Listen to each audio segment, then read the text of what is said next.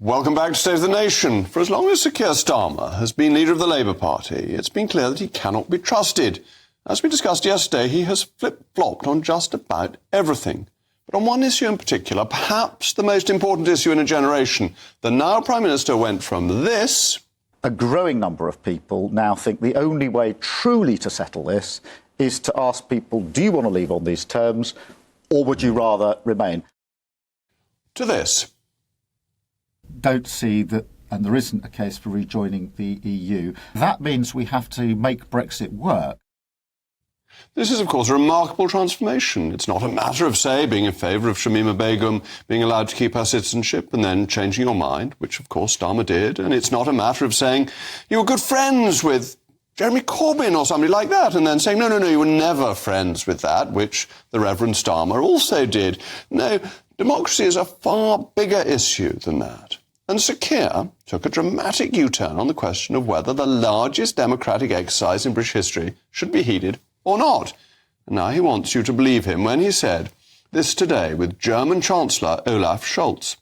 Reset with Europe, a reset with the EU. That does not mean reversing Brexit or re-entering the single market or the customs union, but it does mean a closer relationship on a number of fronts. Oh, a reset. That's the new weasel word that we can add to our vocabulary of weasel words. This new treaty that is being signed attempts to enhance trade with Germany.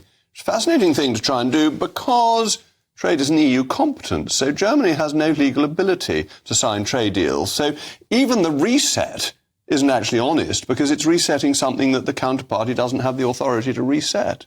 But if there is anything we should know by now about Germany, a country, incidentally, that has found itself in and out of recession since Brexit, perhaps all those subsidies we paid into the European Union kept its economy going along, it's that when it comes to trade, it won't be making any concessions without the approval of the EU, which will mean the UK coming closer into the EU's regulatory orbit, which has always been the EU's requirement.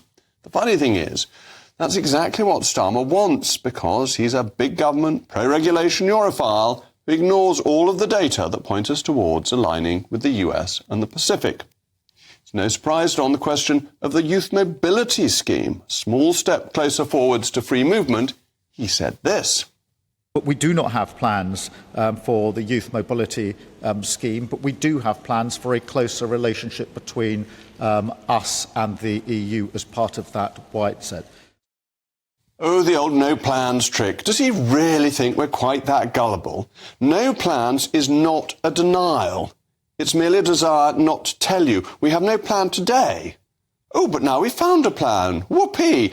Never trust a politician who says no plans. It is another of his weasel words that something will easily happen when they say there are no plans, because plans can be developed. So in less than 2 months in office, Starmer has vindicated everyone who said he cannot be trusted. And this applies to the betrayal of Brexit more than anything else. The biggest vote in our nation's history. As ever, let me know your views, mailmog@gbnews.com. With me now is the deputy leader of the Rejoin EU party, Richard Morley. Richard, thank you very much for joining me. You must be delighted with the way Sir Keir is getting down to improving relations, opening the way to closer integration with the European Union. Well, I'm certainly pleased that he's trying to reset the relationship with Europe after the rather disastrous relationship that we've had over the last 4 or 5 years. That seems to me to be always a good thing, to have good relationships with any country. However, I do think that you are overemphasizing his attention to trade at this time. I think that the main reasons why Keir Starmer has made such a fast visit to Germany and France so quickly after his accession to office is the international situation, which he wants to shore up. He wants to improve foreign relations with Germany and make sure that our policies are in alignment, and that is within the German sphere of operation. And he wants to make certain that we are in alignment with our defence strategy and our defence expenditure. Of course, we have a very serious war afoot in Eastern Europe. And we have to coordinate very, very well together to avoid that becoming even more serious than what it is. I also think that he needs to get together with Europe in order to work together over illegal immigration, which is a problem that besets us all. And naturally speaking, close cooperation, let's stick on the Ukraine. Will achieve that. Let's stick on the Ukraine war for a moment, because that's, as you rightly say, extremely important. But Germany has been the weakest nation over this. Early on, it wouldn't allow British planes to fly over its airspace to deliver potential supplies to the Ukrainians to help them before the war began. It has been foot-dragging the whole way through. Germany has been an obstacle to our helping Ukraine. It's not an active or good partner in this. I couldn't agree with you more. And that is the reason why Keir Starmer has made this rather urgent visit to Germany, particularly at this stage in the military conflict where it's hanging on a knife edge. He's probably asked Olaf Scholz to shore up the German effort to get more in line with the British and the American effort to make certain that Russia is dealt with properly. And Germany, as you say, has not delivered so much as it should do. And therefore, he's probably said this quite clearly to Scholz in an effort to shore it up. But isn't this where we should have a coalition of the willing, and that the Ukrainians are asking permission to use British weapons to fire into Russian territory, and that requires the Americans say-so, and that's the relationship that matters, that the Prime Minister should be speaking to Biden to get that cleared through so we can give immediate help to Ukraine, rather than thinking that we can push the Germans, who of course were behind the terrible appeasement of the Minsk agreements, that allowed Russia to keep Crimea in the first place? Well, of course, we are, I hope, after Brexit, a sovereign nation. And consequently, we shouldn't need to have American permission to use our weapons as we see fit in this war.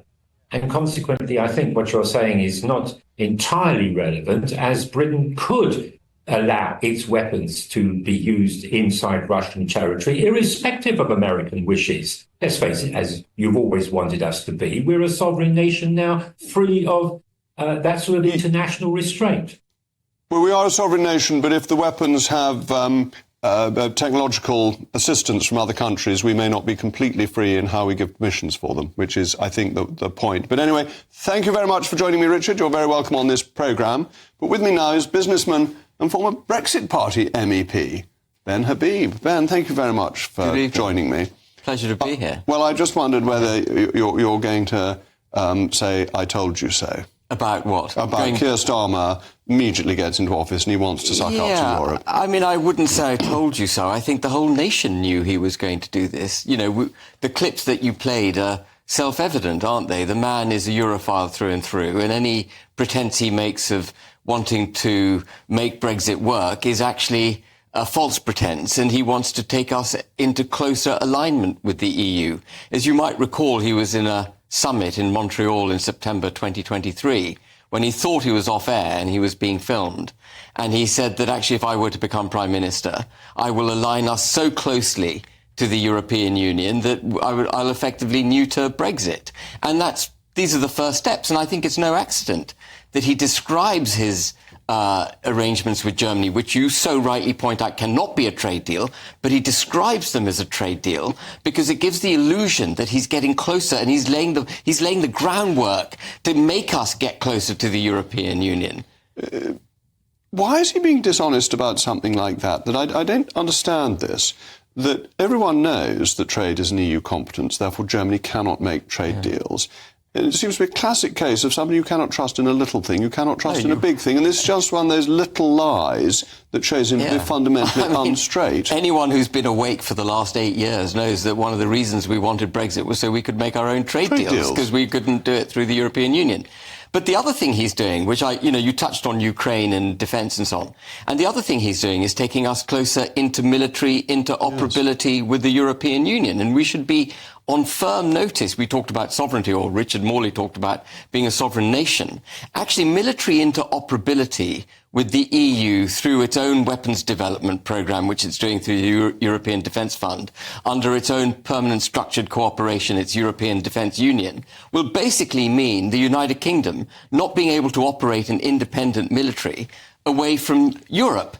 And we know why they want that, because however diminished our own military is, it's in a different league to anything on the continent. Well, it's also, as we're seeing, with not being allowed to give permission to the Ukrainians to fire our weapons into Russia, you then become dependent Absolutely. on other countries' say-so. And a lot of European nations are neutral, or they're fundamentally weak. That Germany and France's approach to Ukraine would never have evolved in the way it did without very strong leadership from the United States and the UK. Yeah, the Anglo-Saxon sphere, basically. Yes. And, as an MEP, I repeatedly saw moves by the EU which were antipathetic to foreign policy from the United Kingdom and the US. When President Trump was trying to impose sanctions on Iran, the EU was busy trying to find ways to circumvent those sanctions. You talked about Germany effectively being incredibly slow to challenge Russia. Actually, Germany financed the Russian war machine to the tune, I estimate, of over 50 billion euros, because it went on buying oil and gas through the Nord Stream pipeline, which I suspect eventually was blown up by our own allies, not by the Russians, which is pumping money into Germany when we were pumping money into Russia. Yeah. And Gerhard Schröder, former Chancellor of Germany, was an executive of Gazprom. Exactly. So the interlinks between massive. Russia and Germany were extremely strong. And Starmer wants to get involved in all of this. The United Kingdom must never make itself subject to EU foreign policy or EU defence. We must stand outside the European Union. OK, you and I say this, but Starmer has a majority of 170 in the House of Commons. Yeah. He can do it if he wants to, can't he? He can ignore that referendum in 2016 and he can get us back to being subservient to the European Union. He can do that. And he may have some success initially, but the British people aren't going to tolerate it. He's been in office for 8 weeks, and every step he's taken, he has revealed himself not to be worthy of the office of Prime Minister. Every step he's taken has been a breach of some promise or another. And it's been so evident the way he's treated immigration, the way he's treating the EU now, the way he treats armed forces. The manifesto pledge for armed forces was a commitment to 2.5% of GDP, and now he's kicked it into the long grass by having some sort of review process going on. The British people won't tolerate this, and I think the only way out of this is a popular movement across the United Kingdom. We may need to mobilise outside. I don't mean in a violent way, just to be clear. No, indeed. But we have to mobilise the people to make the democratically yes. to make the Prime Minister understand that, notwithstanding his parliamentary majority, he can't ride roughshod over the United Kingdom. Well, if Rishi Sunak was Solomon, Sir Keir Starmer is Rehoboam. Thank you very much to Ben.